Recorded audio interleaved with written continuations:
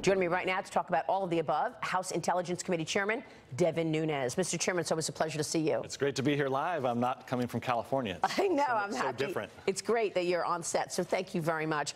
These Russian indictments, we could have known about them earlier this year when you actually came out with your report back in March, and then the findings released to the public at the end of April. I've got the report right in front of me. Your reaction to these indictments?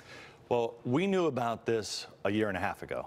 Almost everything in the indictment we knew about. In March 22nd, we released our findings that you have in front of you right there.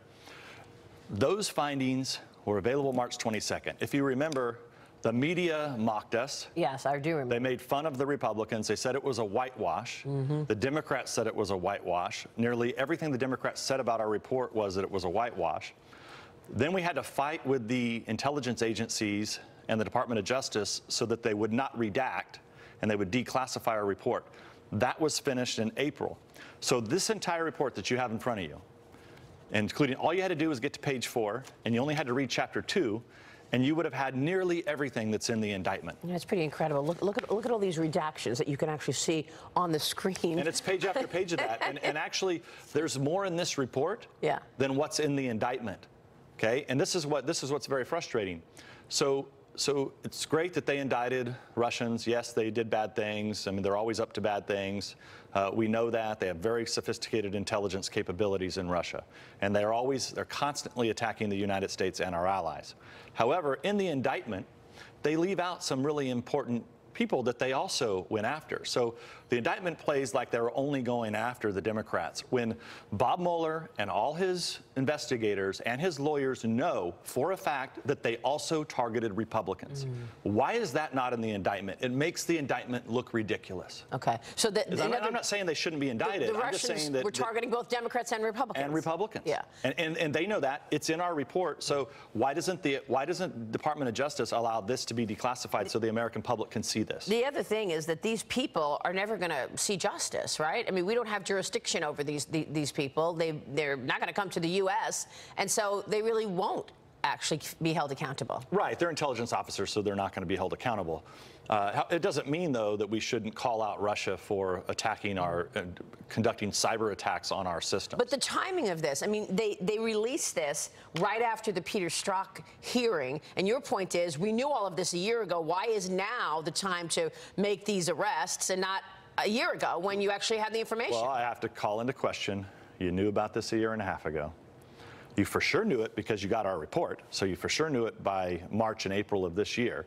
And then it looks like all the Mueller team did was validate our report, indict some Russians, and leave out, I think, some very pertinent relative of evidence that the American public should see, which is, why we continue to have to fight. This report has been mocked by the media, has been mocked by the Democrats, and still is mostly redacted by the Department of Justice and the intelligence agencies. And all of these redactions really underline a common theme, and that has been obstruction on the left. You look at that Peter Strzok trial Peter Strzok hearing last week, and there was so much obstruction on the Democrat. They were trying to change the subject. They were trying to stop the questioning of what went on during the 2016 election. So how are you going to get to the information when you see you're in a catch-22 situation? Because every time you want to know why the Trump collusion investigation launched in the first place. But when you ask that question of Peter Strzok or anybody else in the FBI, they're going to say, we can't talk about it because it's an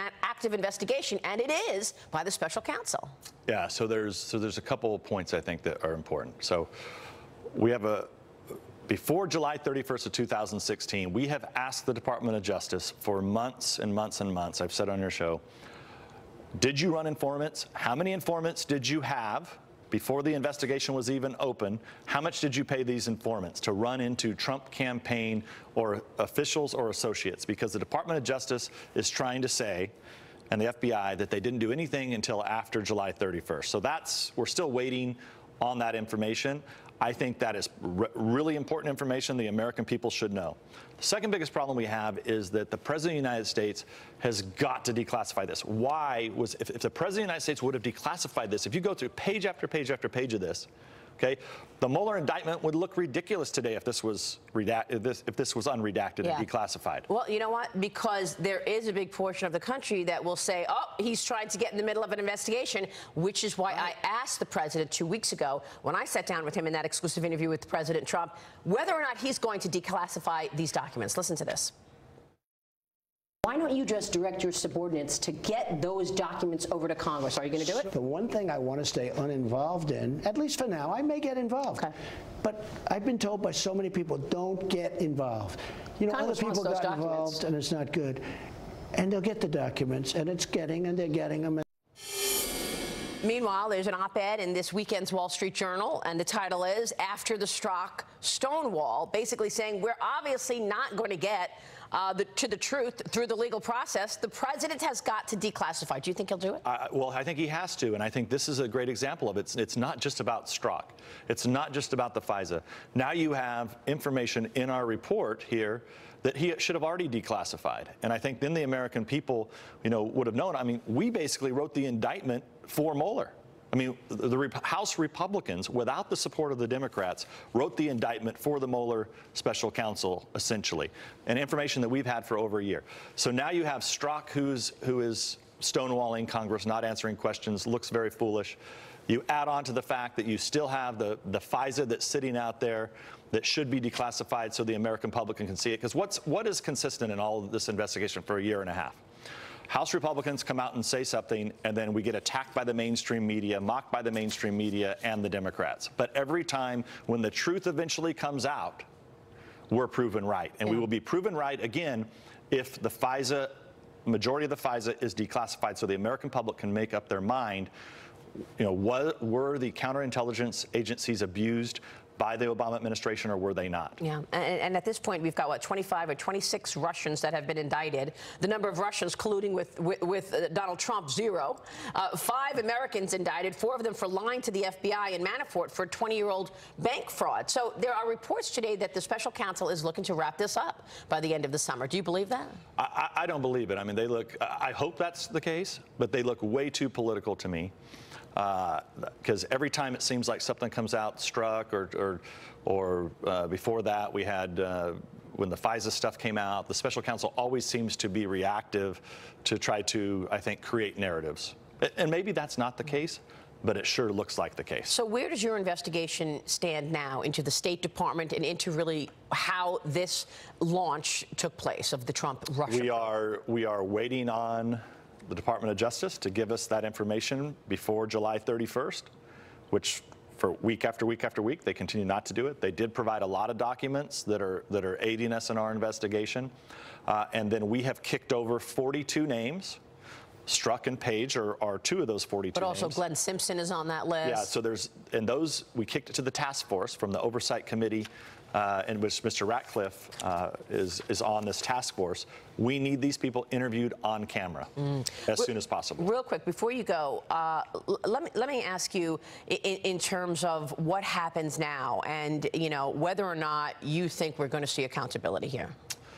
I think you only see accountability if there is either a second special counsel that investigates all of this, or there's somebody that is outside of the leadership of the Department of Justice who can run a real investigation on abuse of power and other issues. What should the president ask or speak to Putin about? Well, the president has to be told. Well, number one, I would say don't hand a reset button over like the Hillary Clinton did. Yeah, right? That's number one. Number two, what he's doing with Europe and NATO is what's needed to be done for a long time, which is 1, pay your fair share, and 2, we cannot allow Eastern Europe to rely on Russian gas. The Germans are building pipelines, getting Russian gas, feeding the Russian beast, right? While the Germans are only paying 1.3%. So yeah. I laugh about all these people who are saying that Trump shouldn't meet with Putin. Trump has done more on the highest issues at the most important level, pointing them out to the Europeans and the American people that you've got to stop buying gas from Russians and you have to beef up defense in Poland, Romania, and the Baltics. That's what needs to happen, and only by force, brute force, will Putin understand anything. And we should give the president the room to do that. And you would imagine that obviously these indictments are brought up as well. Yeah, I would guess. But but you know, it's just ridiculous. Mr. Chairman, it's really good to see you this morning. Nice to see you in person. Thank you so much for joining us.